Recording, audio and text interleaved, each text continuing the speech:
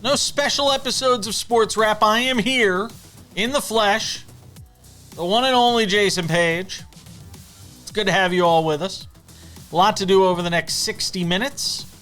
Because if it's a Wednesday, we've got Kurt Helin of Pro Basketball Talk and NBCSports.com in the NBA Weekly. We've got David Aardsma as SportsWrap goes inside baseball, the former big league reliever and closer. We'll get into it with him because there are so many performances worthy of talking about right now when it comes to pitching in Major League Baseball. So I know he'll have a lot to say about that. There is news from the NFL. It is not good news if you're a fan of the Kansas City Chiefs, as one troubled player continues to find ways to get into trouble. We'll get into that. And I think we know why NFL teams still aren't hiring Brian Flores.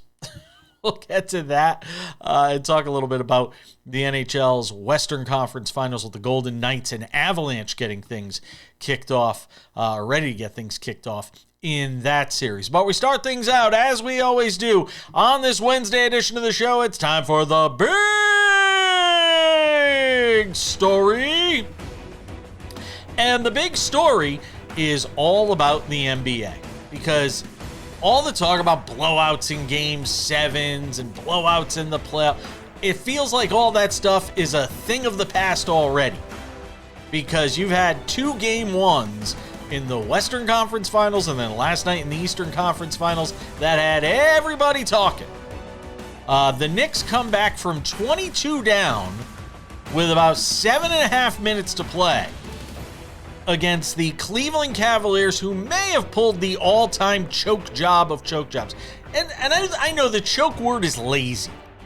The choke word sometimes does not capture everything that happens in a given moment. Sometimes it's one moment.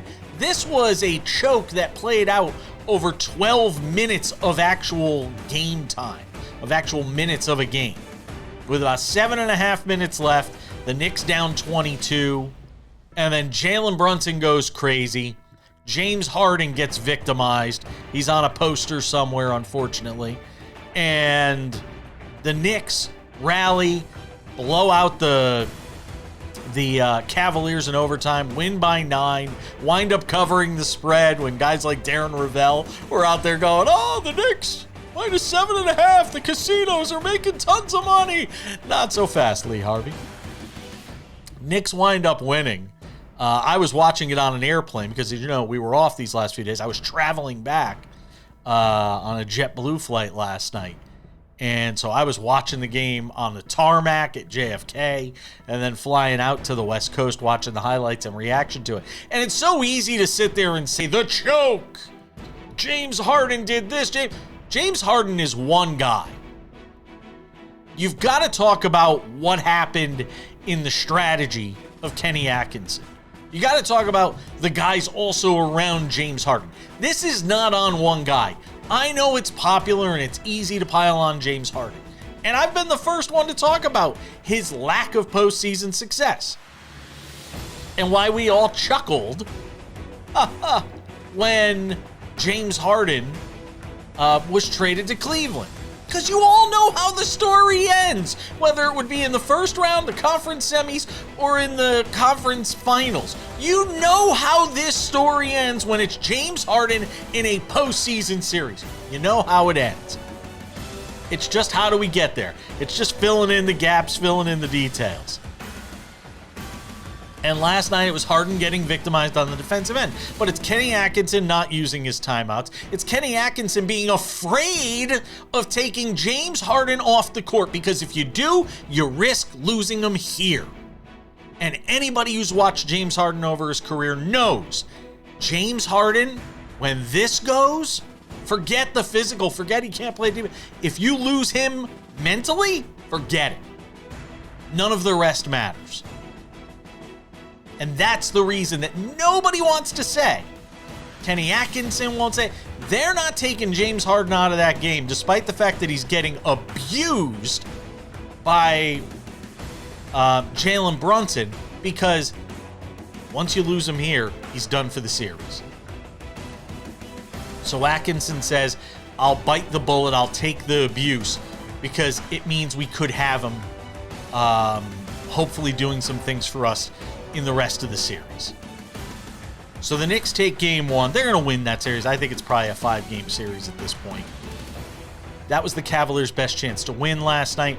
I talked about it. I was on a New York local Fox affiliate in New York City yesterday, and I said game 1 was going to be the Cavs' best chance. Knicks on the long layoff.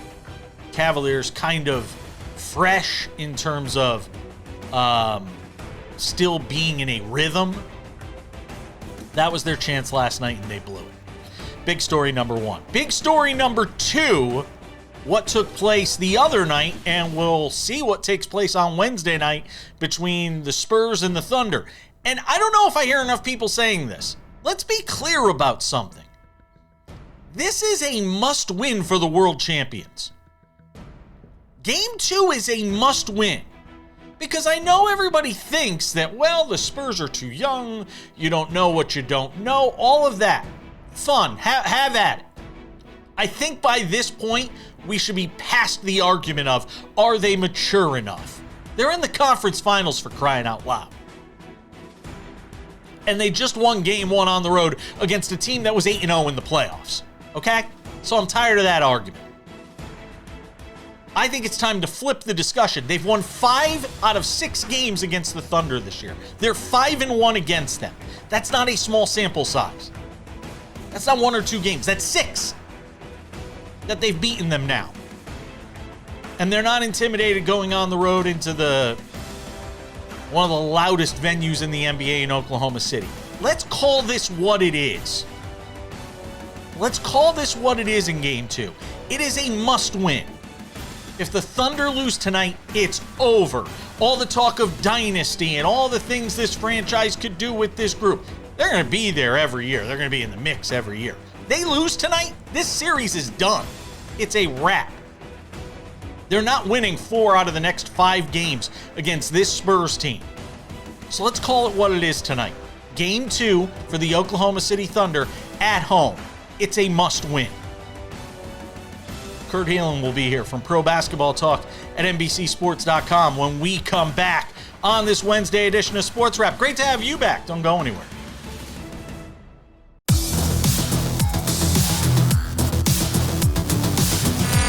Welcome back to the show. I've had my say in the big story. Wednesdays is all about the NBA Weekly. That means this guy's here. The one and only Kurt Helin of Pro Basketball Talk at NBCSports.com. He is the pro behind Pro Basketball Talk at NBCSports.com. There it is. I just wanted to get a smile out of you. Yeah, that one made me chuckle. So there we go. How did the Cavaliers blow a 22-point lead with about 7.5 minutes to go against the Knicks on Tuesday night, Kurt Helin? As a Knicks fan, aren't you supposed to say aren't we supposed to spend the first part praising Jalen Brunson? Nope. Nope. And we should give the Knicks credit for not rolling over and all that and sticking with it. But bluntly, the Knicks started going at James Harden, just going at him. And I get that because they should have probably been doing it earlier. But the lack of adjustment for too long, not calling a timeout during that until it was an 18-1 run in a 5-point game, not by Kenny Atkinson. And with that, not adjusting the defense in there, just letting him go way too soft of switches. They just let him. They just let them have that switch every time down or lined up. And Atkinson after the game was like, I couldn't take him out. He's been one of our best defenders in the playoffs. You got to figure something out because now game 2 is easy. The adjustments are on you, and you've got to get him out of Brunson's way somehow, or maybe start attacking Brunson more in the pick and roll. But I thought their execution down the stretch, particularly defensively, was just horrible. You texted me and said, well, maybe you want to take Harden out of the game. You had Mike Brown taking Josh Hart out because he was struggling. Right. My answer to you is, and I don't care what Kenny Atkinson says after the game, take Harden out in that spot, you risk losing him mentally the rest of the series. That's my perspective on it. Because we've seen what happens when he checks out. And he has had a propensity in his career for checking out in big spots mentally. I think that is as much a component of him not being taken out of that game, Kurt. I think you've got a point there. Like, this is a political thing. You traded for him. You traded for him to make these plays. And by the way, he did some of what you paid for.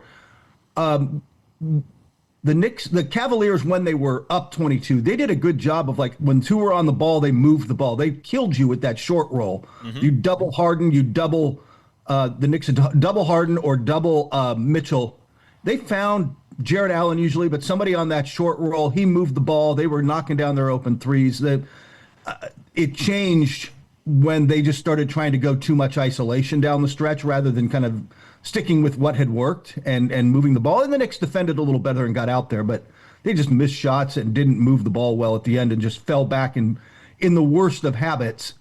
And the Knicks were able to defend that. While at the same time, I get what you're saying, but at some point, man, in the playoffs, like you said, Mike Brown did it right. He did. When Hart was out there, they could put a center on him. They put Mobley, whomever on him, and that let them protect their paint and made life difficult for anybody driving. Getting him out, opening up the floor was one of the big things that started that run. Talk about Jalen Brunson. Now we'll get to Brunson. Yeah. We can talk about how the Cavaliers blew it and all that. There aren't a lot of guys in this league, and I was trying to think last night, the number of guys that are capable of taking games over. Yeah. The way that he did last night. And now we've seen him do it multiple times in the postseason, so it's no fluke that he's done something like this. Let alone guys his size that are able to take over games the way he does. The list shrinks to almost nobody. Yeah. No, that's actually part of what's so impressive is his ability to get to his spots and hits.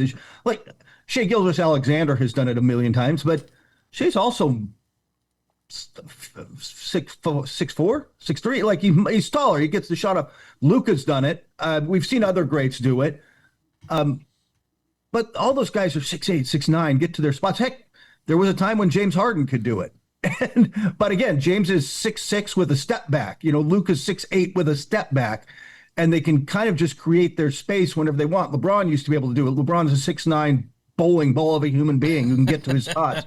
Kawhi can do it, and he's a guy who's just, again, 6'7", 6'8", whatever he officially is, gets with to massive hands, to his spot. Yeah, you can't stop him. Brunson is physically strong and uses that, but his ability to hit challenging shots over taller guys is otherworldly.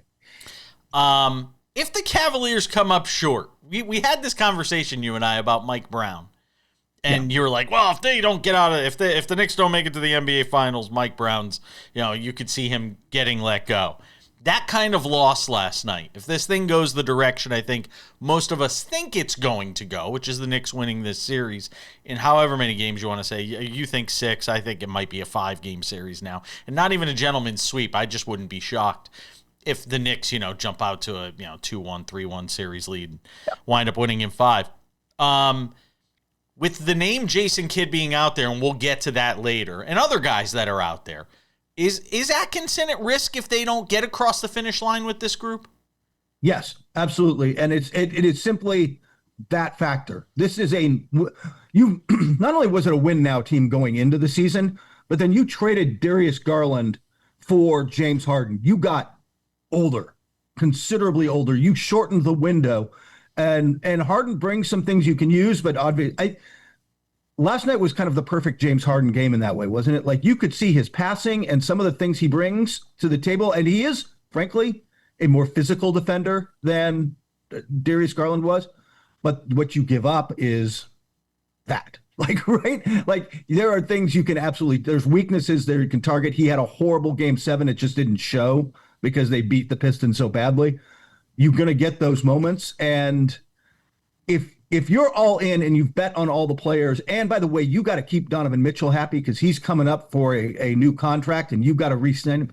If you're going to do all that, you might need to sell him on a new coach, whether that's Kidd or somebody else. You might have to sell them that we needed to make this change to put us, over the top, because at this point, they're not making a whole lot more player changes. They are kind of locked into this roster. They're either blowing it up, which they're not going to probably do at this point because they want to keep Donovan, or they got to make some kind of change. All right. I want to talk to you about the Jason Kidd stuff. Oh, there's another conference final, by the way, which also was an overtime game, double in this case, between the Spurs and the Thunder in a game 2 in that series coming up that we'll talk about as well, and the Jason Kidd stuff to get into as we continue. Kurt Helin hangs out with us every Wednesday on the show. It's the NBA Weekly, easy for me to say. My tongue is still back on the East Coast. We got more to do with him. Don't go anywhere on this Wednesday edition of Sports Wrap.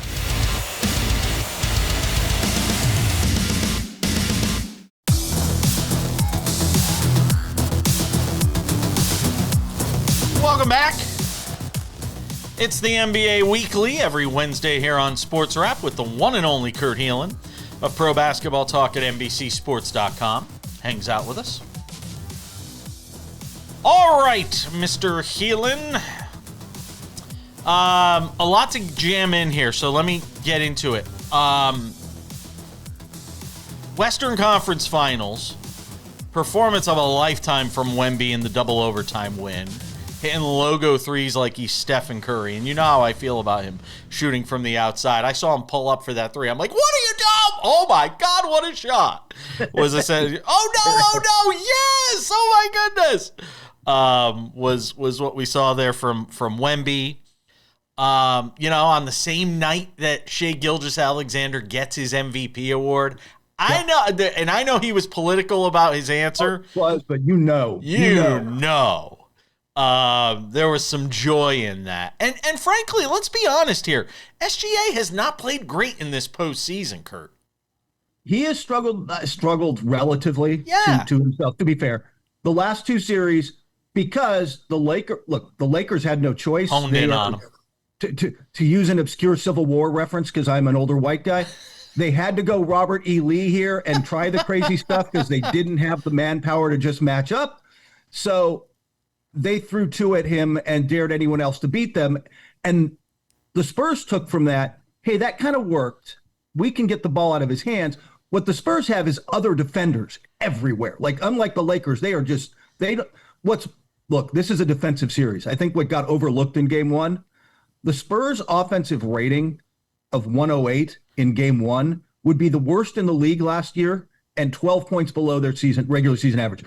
Their points are going to be hard to come by. That was an elite defensive game, but the Spurs can take the ball out of SGA's hands and have other guys who are good enough to kind of scramble and make life difficult for everybody but Alex Caruso, who they dare to shoot threes, and he's like, all right, fine, I'll knock 8 of them down. Like, points are going to be so hard to come by, and the Thunder really have to get more out of AJ Mitchell and Chet Holmgren in particular. But I will take this from the Thunder perspective, the same way I did when the Spurs lost game 1 to the T-Wolves, and say this: SGA was 7 of 22 shooting. Yep.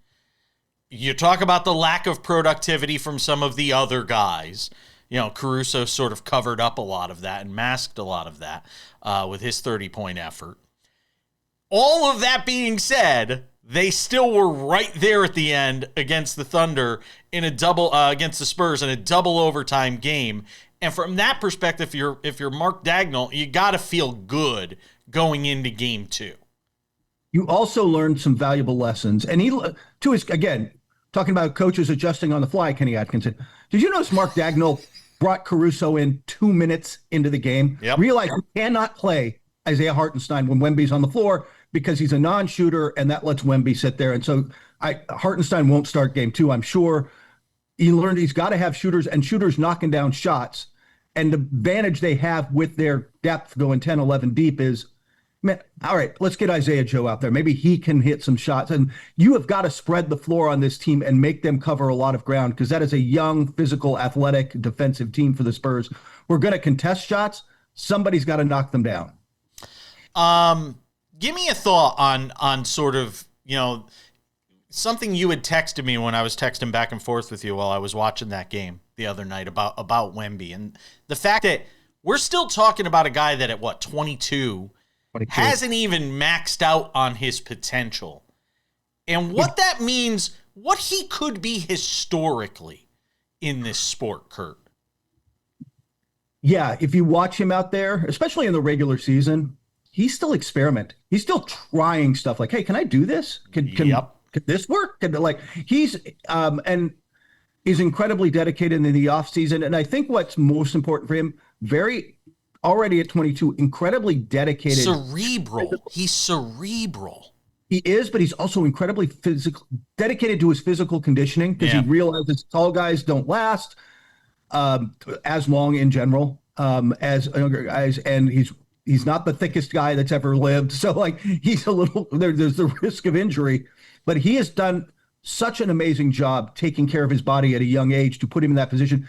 I don't know that he'll have the longevity to get in the GOAT conversation, but will he be the greatest center of all time and maybe be in that conversation? Yeah. Could be Jim Brown. He could be basketball's version of Jim Brown. Yeah, exactly. You know what I mean? He could wind up being that sort of guy. The Jason Kidd stuff, I was shocked. And then the more you start to read, you're talking mutual parting of the ways. The more you start to dig into this story, is it as shocking as it looked on the surface? No. Because of all the money they owe. My 4 years and $30 million they still owe him or something like that. Yeah, and the owner gave him that. Remember last year, the Knicks called him and said, hey, we'd like to talk to Kidd. And they're like, not only are we not talking to Kidd, we're extending him. So they're paying him that money. This is the credit to the ownership there that they gave Masai Ujiri. They cleaned out a bunch of scouting staff, a bunch of the front office, analytics, cleaned house. And a lot of this was the Nico guys, the Doncic guys. You've got to look, with all due respect, they know they got to move on from that era. It's now the Cooper Flagg era. He cleaned house to put in guys who are going to be looking to the future. And Kidd was part of that. Kidd was, although he has kind of denied it, multiple reports said he was in on the Doncic trade before it happened. And it was just time. I think they felt, look, if we're going to redo this around Cooper, we're doing it top to bottom. We're cleaning house. And that starts in the front office, and then you'll eventually see it filter through to the roster. All right, what does that mean long-term here? Is Jason Kidd taking a year off? Is there a job that opens up out there based on what happens in this postseason? He is very ambitious and wants to be in the front office. He talked to Dumont about moving into, ideally, Ujiri's role, but somewhere in the front office before, and was told, no, you're going to coach. We hired you to coach. That was true in Brooklyn. That was true in Milwaukee. He has done that at every stop.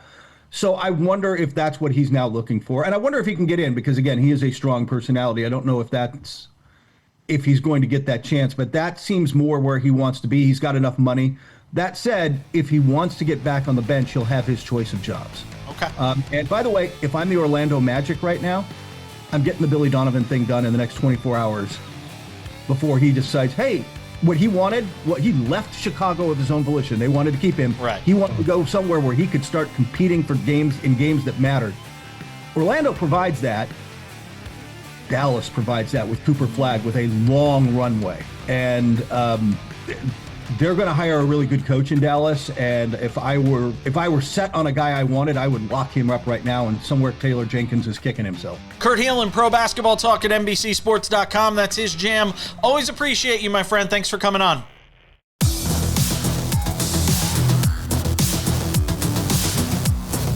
Wednesdays on SportsWrap means the NBA Weekly, and it means SportsWrap goes inside baseball with this guy. Former big league reliever and closer, our everything man, MLB analyst, David Aardsma, hangs out with us on Wednesdays. I was just, while I was flying home last night, in the middle of the night, because JetBlue had a 3-hour delay on the flight. And by the way, I love the people on JetBlue, like the pilots and the staff and the attendants are just great. And this is not a commercial for them. I get nothing from them. I just love JetBlue. Have always loved their service. Other people may have different experiences. I am a JetBlue guy through and through.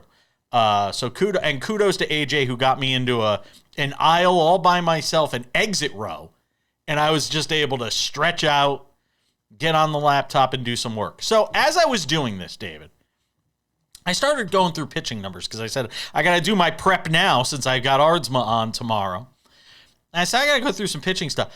I cannot recall a time with this much of a sampling this early in the season, that we have seen pitching numbers like we are seeing up and down all across baseball. Usually pitchers might start out hot and then hitters catch up, or vice versa. Pitching is just dominating the story for me. Yeah, we could talk about Kyle Schwarber and all that stuff, but I've got, Chris Sale. We don't even talk about Chris Sale. The Miz, Chase Burns, Christopher Sanchez, Davis. Is that what we're going with? Is that the nickname, The Miz? That's what a lot of people are saying. Ryan Glassbeagle from front office last night was saying he was going to watch The Miz. He was sitting behind home plate to watch The Miz, and I didn't think he meant the wrestler. So Davis Martin, Nick Martinez, Cam Schlittler, all these guys with sub-2 ERAs. At this stage of the season, what do you contribute this to? Well, there's 7 starters with ERAs below 2 at this point, which is insane, and none of them are named Paul Skeens. That's right. When you look at Paul Skeens and you go down the line and he's 17th in ERA. Yeah, there's something going on, and he's absolutely dealing. It's just the continual evolution of pitching and the understanding. A lot of hitters, and I went on record and said this. A lot of hitters think ABS are going to go in their direction. No, brother. Nope. So you do contribute some of this to ABS? I think what it is a hitter's completely misunderstanding of how good umpires actually are, because they complain and they think they get away with things. The umpires are actually calling it in the hitter's favor. And now when you move to the ABS and the hitters don't have that advantage, they don't get to whine and moan and get an umpire to change calls over time. The pitchers always had the advantage when you do that. The smaller you get the zone, the better the pitcher actually gets, because they get to work within the margins and they've never had to say anything. And so we're getting those calls where the hitters think the zone got smaller. No, the zone just got correct. Michael King is flourishing. I always thought he had the potential to be a good starter, even when he was with the Yankees, had some injury issues. Yeah. Let me start at the top, though, with Cam Schlittler here. I mean, would you be shocked at all if we got to the end of the year and he was the Cy Young Award winner in the American League? Is he that good? He's that good. But we also saw that, too. So this isn't a flash in the pan. This isn't like all of a sudden he's a guy out of nowhere. He had a sub-3 last year, and he was good. I get it. It was only 73 innings, but now you're seeing the same pitcher. You're seeing somebody who's going out there and doing the same type of thing. So, no, it is not going to surprise me. It's been remarkable. We all knew Chase Burns had this potential, in Cincinnati. Go look at the AL Central. The NL Central with Mizorowski, Chase Burns. We can go, obviously Paul Skeens that you could go through. The NL Central's got a lot of these guys. And again, we're not even talking about Skeens, who you mentioned at 2.62. Parker Mesick, who almost threw the no-hitter. He's at 2.45. Do you think, though, as the weather warms, we get into the warmer months of summer, do you think that eventually there is some regression to the mean here? Without a doubt. And there always is. There's always a slight regression. That's where you see pitchers like a Mizorowski or a pitcher, again, we're still guessing on Mizorowski. It's really still so young on his career. But a guy like Paul Skeens or Chris Sale, where they know how to pitch through those hot summer months, the grind of pitching every single outing and going out there, facing hitters who are now adjusting to them. And that's the thing, is there's a lot of guys on this list that are still somewhat new to a list like this, and so we'll see how the hitters adjust over time. But it's not surprising with how pitching has evolved and how has changed that there are so many guys on this list. Is this an endorsement of the idea of velocity? When you look up and down this list and look at the pitchers on it, is this an endorsement of harder, harder, and harder is the way to go, and teaching velocity and all of that is the way to go? Or is there something you can point to in this list that says, not so fastly, Harvey? Stuff. I would say this is stuff, and velocity is one factor in those type of things. It's late movement, command. command of the zone with late movement, essentially. And so whether that's one pitch, 5 pitches, that's what this is an endorsement of. Velocity is a huge part to do with that, but we've always had velocity. I came up in the minor leagues, we had guys throwing 102. They just couldn't, they didn't have stuff. They couldn't throw strikes with it. So this whole list is basically of guys that have elite stuff, which means they can move the ball around, throw it hard where they want to, when they want to. That's always been the game. All right. David Aardsma was going to hang with us for one more segment. I think sometimes we throw out these ideas of 60 and 70 home runs a little too haphazardly. The latest example is next.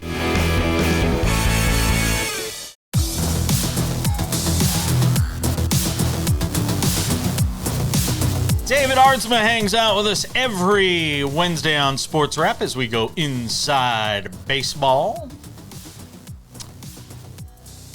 Kyle Schwarber.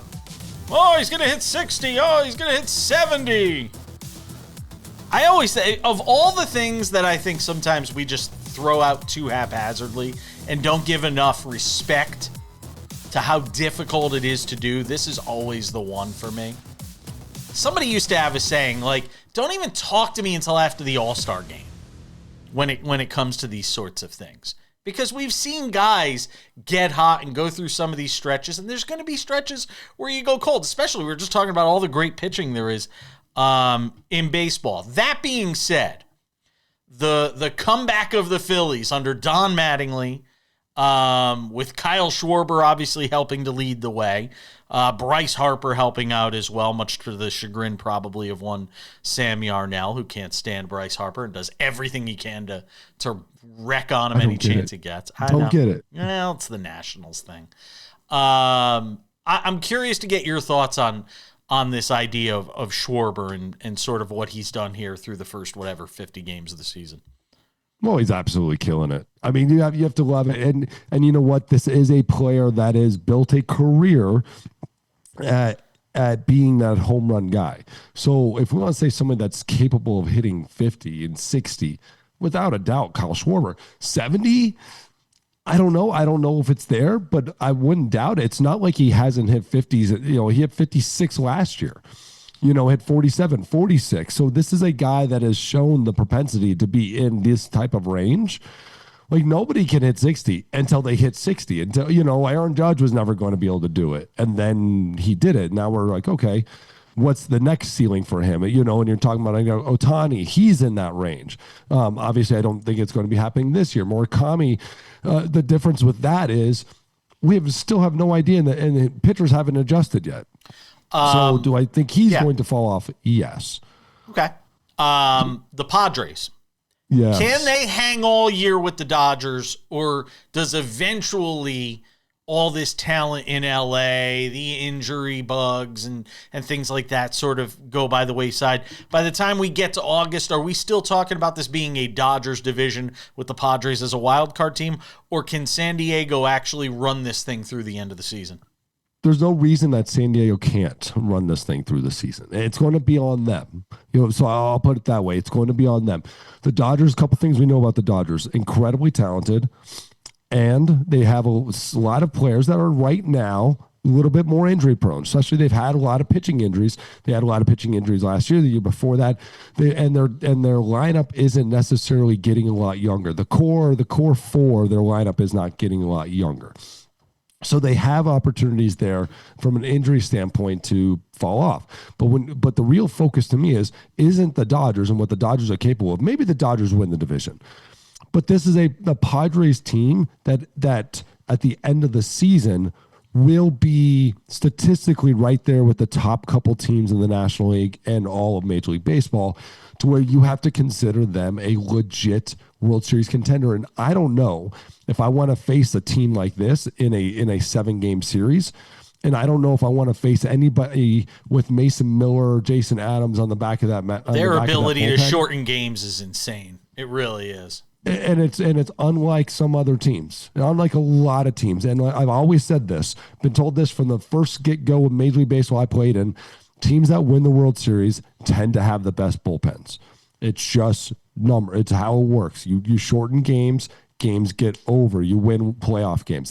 You win playoff games with the bullpen. And right now, they have the best bullpen.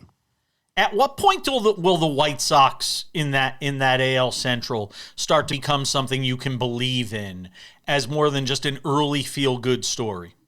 October 1st. Even in that division? Even in that crappy division? Even in that division. And we do know, one thing we know about the division, they do tend to come together. One team tends to come together at the end. Yeah.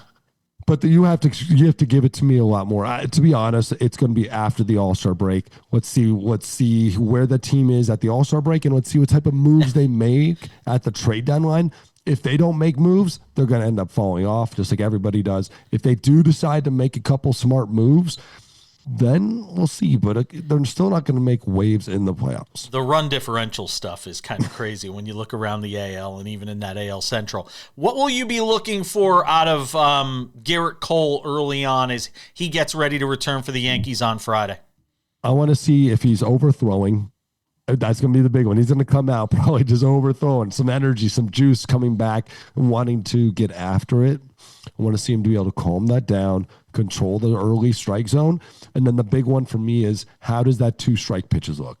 Are they sharp? Are they out of the zone? Are they in the zone, out of the zone? Or is it one of those things where they get out of the zone really quick when that's where you get guys to take? That tends to tell where a pitcher is at after Tommy John, after arm injuries, is can they command early in the zone and then late in the count? Is it a strike and then out of the zone? A lot of times guys will overthrow on those off-speed pitches trying to strike guys out, and they're really obvious and hitters see it really early.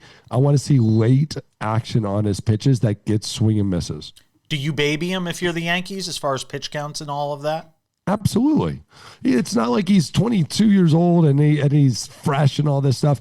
Let the man come back. Let him give him time. The Yankees are a very good team this year, and you've got stacked pitching. Build them up, take your time, and then let Gerrit Cole be the competitor that he is in his heart around July, August, September, so you're ready for him in the playoffs. I only have 10 seconds. Do you go 6-man rotation? Do you think about it? I absolutely think about it. They've got too many names, too many guys, but to be honest, I don't want to think about it too long. Get 5 and then figure out somebody in the bullpen. All right. David Aardsma does a great job. Always appreciate him as Sports Wrap goes inside baseball. Thank you, my friend. Thank you. We're coming back.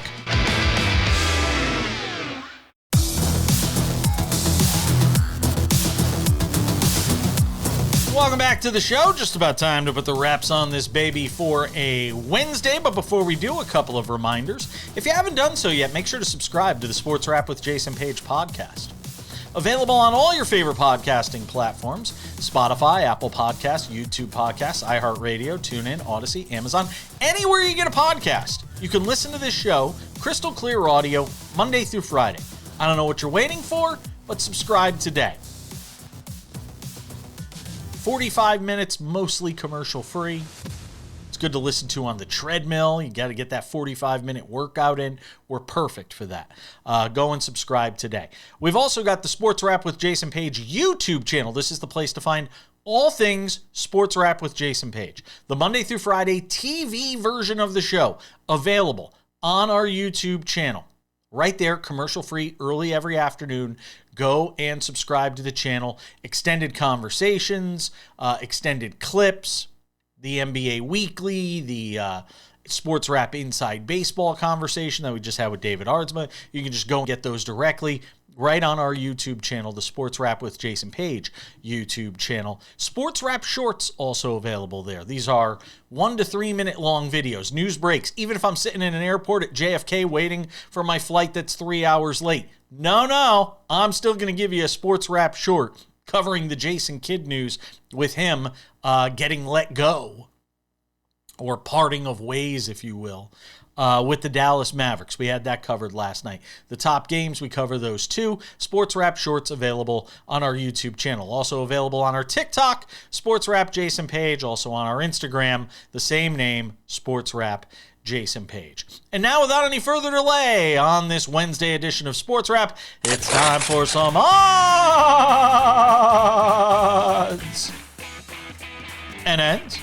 Odds and ends. Rashee Rice the end of freedom for him for about 30 days. He's going to get 30 days in jail for violating his probation or parole or whatever it may be. He got busted for using the wacky weed.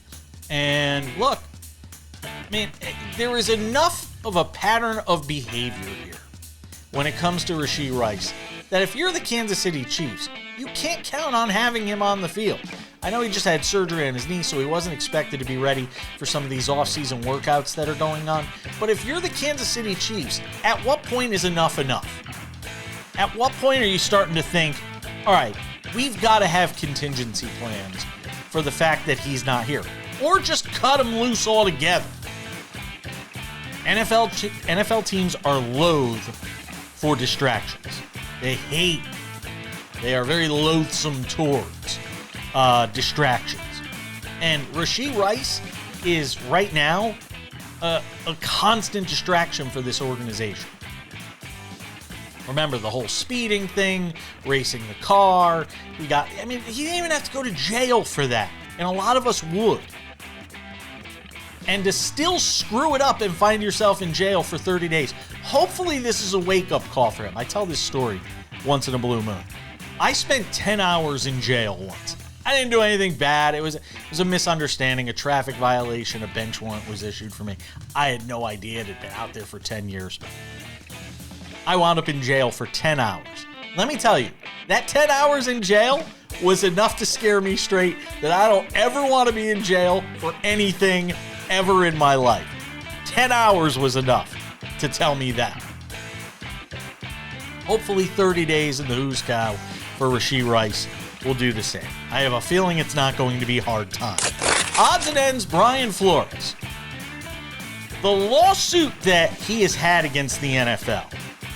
Now, you've sat here and we've all wondered, would somebody give him another chance? Especially with the lawsuit against the NFL.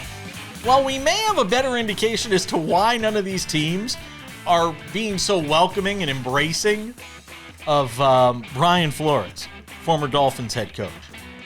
He has 25 NFL teams that were served subpoenas in the middle of this lawsuit that he has against the NFL. Now, we don't know which NFL teams they are, but the NFL, the Broncos, the Giants, and Texans are the defendants currently battling Flores. And you've got to imagine, out of those 25 teams, there's probably not a lot of owners of those teams that are all that excited about the idea of bringing in Brian Flores for a head coaching interview, given the fact that he has taken on the league in such a vociferous manner, we'll just say. Hopefully, he gets another opportunity in the league. I am dubious. Western Conference Finals, NHL, Vegas and Colorado will get it going tonight. And look, I mean, go and look at it by the points and by the standings and all this. It should be an Avalanche rout, right? Avalanche minus 255 to win the series. Golden Knights at plus 205. I'll tell you, there's something special going on with John Tortorella and that Golden Knights team, though. And I think you could throw all the statistics and all the points and the regular season stuff. I think you could throw it all out the window. Get a hot goalie for a couple of games, a fluky bouncing puck somewhere. Golden Knights have to believe they belong here at this point. They've run the gauntlet since firing Bruce Cassidy, who, by the way, I guess isn't being allowed to search for his next head coaching gig. It's a bad job by the Golden Knights on that front, but they got him under contract. They can do that. We got to go. It's going to wrap it up for this Wednesday edition of the show. We'll see you back here on Thursday for an all-new edition of Sports Wrap. Bye-bye.